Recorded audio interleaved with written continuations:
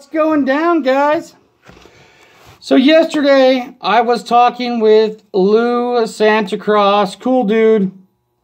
He got me some info, and I was going to do a video last night. And I had to deal with some trespassers up at the neighbor's house, and I had to go over there and run them off. And then, you know, they were a bunch of druggies and stuff, and just kind of got crazy. So I was on alert, you know, stayed close to the family. We live quite a ways away, but still, you never know about some crazy people that you run off. So didn't get to make the video, and this morning I took two of my girls to town to the dentist.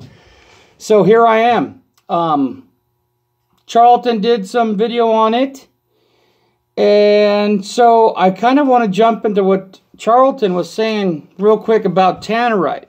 You know, Tannerite is just ammonium nitrate and ammonium perchlorate, the aluminum powder. So you take the powder, they give you this little mixing container. You know, it just looks like, it's not like a liquid or anything. It just looks like little styrofoam balls, really. It just looks like white styrofoam balls. So you put the stuff in here and you mix it, and it tells you right on it. Charlton thinks that maybe it was to ignite the fuel tanks, but right on this it says Tannerite's components to generate a shock wave.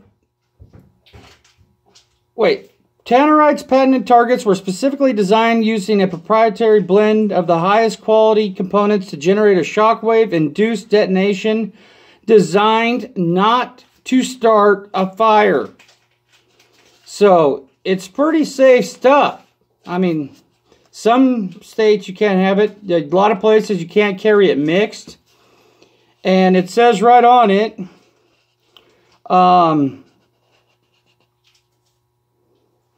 mixing Tannerite brand binary exploding targets. When mixing Tannerite brand binary exploding targets, you become the manufacturer of an explosive and assume all and any liabilities, and to be in compliance with federal law 27 CFR 551.11. This product must be mixed and used for non-commercial purposes at a shot indicator only. The mixed Tannerite target must not be transported without the proper endorsements. So, it tells you right on it. Some subscribers were wondering if it's a liquid. No, it's a powder. And this just looks like gray baby powder. Same consistency. And there you have it. So, go out, baby. Go out. Your bike's outside. Okay? Yeah. And Lou brought to my attention that the rope or leash hanging from, you can see it in picture, page 55, picture 2. Well, don't fall, baby. Go out and get your bike. And, so page 55, picture 2, you can see the rope or leash on the door, and he's saying that it goes all the way across to 135 door to the hinge. And that piece that you can see on the right side of 135's door is the other part of the leash. I don't know if that's part of the leash. I think that's just part of the door seal, you know, that little thin foam strip. I kind of think it went to and hooked up to the hinge side of the other door. And then it kind of blew free, and that's what kind of held the door and made it fall the way it did. That's kind of my thinking. But Lou, you could be right. I'm just throwing my opinion out there because it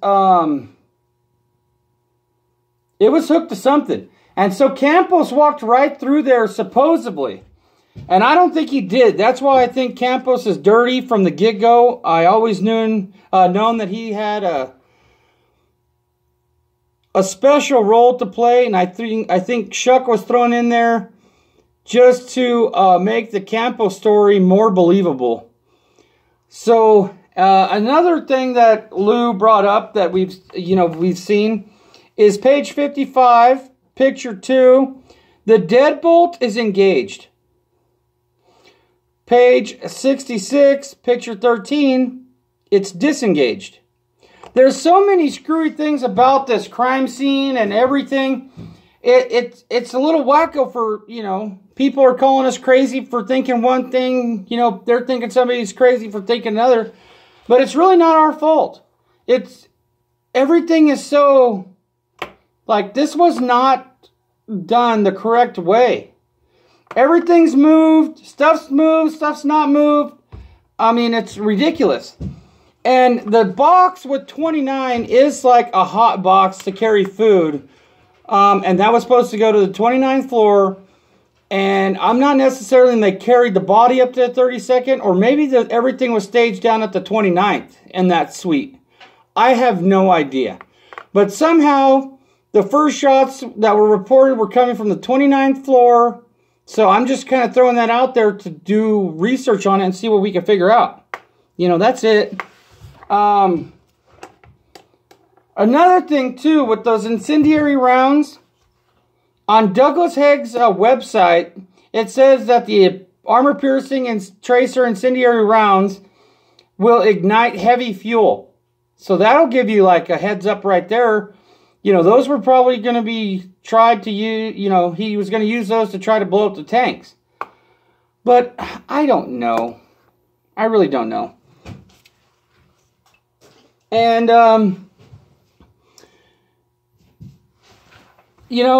getting back to the Tannerite, I know I'm kind of bouncing back and forth, but I have a lot on my mind. I only have a short time. But Tannerite is 85% ammonium nitrate and 15% ammonium perchlorate, so also known as aluminum powder, and it's also known as ammonal. And that's kind of used, it's manufactured commercially, and it's used as a substitute like in dynamite. So that'll kind of give you a little bit more knowledge of Tannerite too. But it says right on here, it's designed not to start fires. So I don't think that he was going to use those to blow up the fuel tanks. I really don't. I don't know what it was for. They said he had went to the, the gun range in Mesquite where he bought the 308. Maybe he was just sighting in the gun, I don't know. Because when you buy a new gun, sometimes you have to shoot a couple boxes through it to get it where you want. So I don't know. But everything's a possibility right now. Another thing that Lou brought up was in photo 6 of the other pictures, it shows Paddock's foot is barely underneath that gun. And in some of the pictures, they show it pretty far underneath that gun. So everything's moved, everything's sketchy. But somebody that I know over there told me those food carts have a specifically designed spot at the bottom for those hot box things to carry the food. Have I been there? Have I checked myself? No. But I'm just telling you what I've heard. So it makes sense. Some people it doesn't make sense. But that goes for a lot of things at the crime scene. So there was something else I wanted to touch on.